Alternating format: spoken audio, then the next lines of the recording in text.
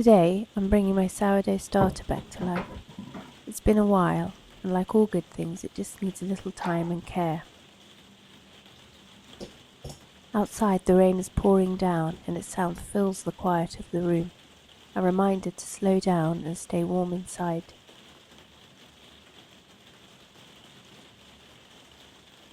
There's something grounding about it, reviving something that once slept, watching it come alive again with a little patience. It's such a simple ritual, but it always reminds me how the smallest, slowest things can bring the most comfort.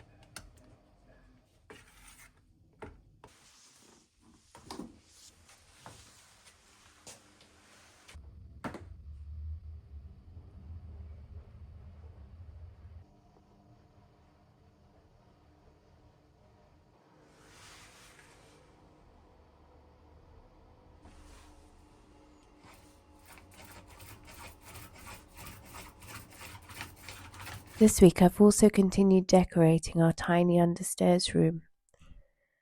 With the old overhead light gone, I've been working by the soft glow of a lamp. It's not ideal, but it makes the space feel cosy. Filling, sanding, painting, bit by bit the space is taking shape. Every little improvement is all part of creating a space that feels like us. There's such satisfaction in seeing how each small effort adds up over time.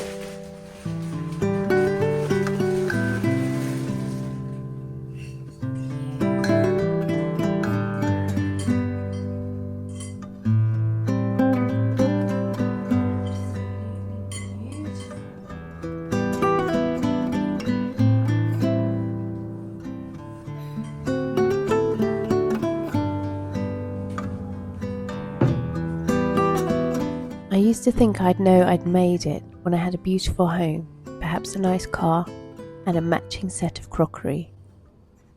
That's what success looked like to me, a grown-up life all neatly tied together. But now that we've moved into a bigger house, I see it differently. More space just means more to clean. And already I find my eldest hiding away in his room while I'm calling up to him from the bottom of the stairs. Any bigger and I think I'd start to feel too far apart.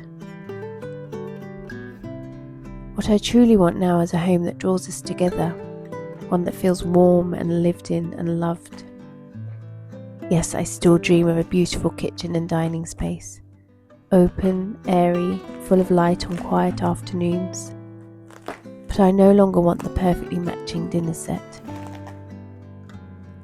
Now I want to choose each piece slowly, intentionally. I want every cup and every plate to carry a story, to feel like it belongs because it's loved, not because it matches. This chapter is about creating a life and a home that reflects who we are, not just what we thought we were supposed to want.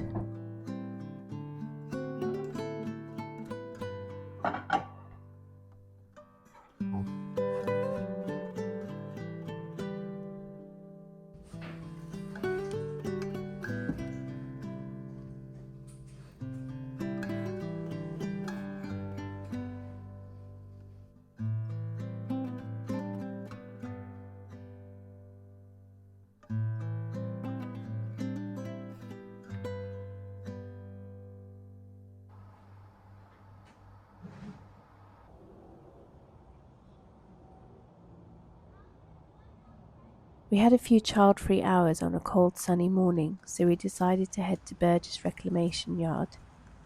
I've been on the lookout for reclaimed doors. Something with character to replace the flimsy ones in the house that feel like they're held together by nothing more than layers of glossy paint. We spent a while rummaging through rows of beautiful old doors, each with its own story to tell. And of course we couldn't leave without a few extra treasures.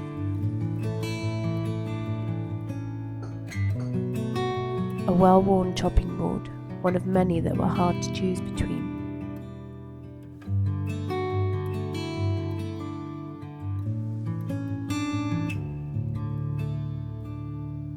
And a heavy hand-carved wooden bowl that feels right at home beside the carved pot already sitting proudly in our tired old hallway.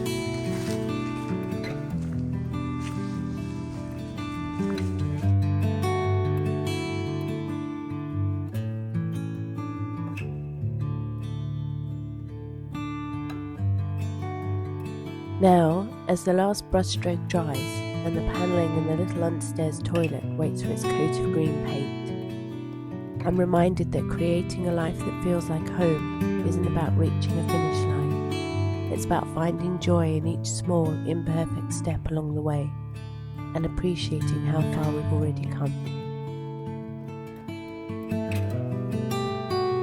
Thank you for watching. Until next time, bye.